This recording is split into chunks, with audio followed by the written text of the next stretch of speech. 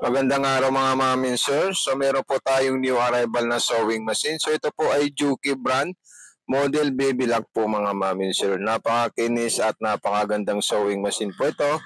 Tapusin niyo po itong full video natin para mapanood niyo po ma'am at mag-gets niyo kung paano po siya gagamitin mga mamin sir. Napakagandang sewing machine po yan.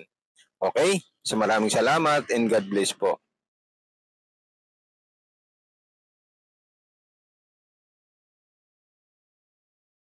Okay mga mamin sir, magandang araw po sa inyong lahat. So ayan po yung sewing machine natin na Juki brand.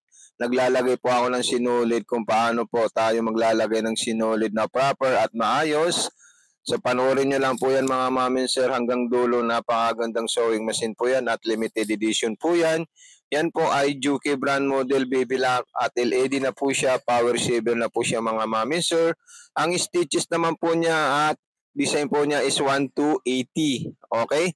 So napakagandang sewing machine po yan mga mami sir. Napaka-solid po siya.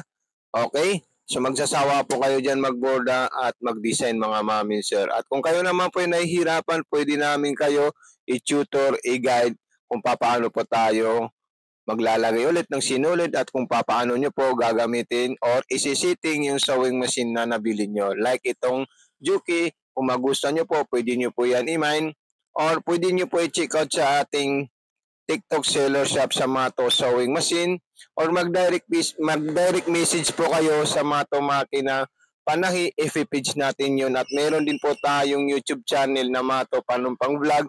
In-upload po namin lahat doon yung mga spec cons at description ng sewing machine namin kung paano gagamitin, paano kayo tuturuan at paano kayo i-guide mga mami sir. So maraming salamat po sa inyo. God bless and more power po mga mami sir.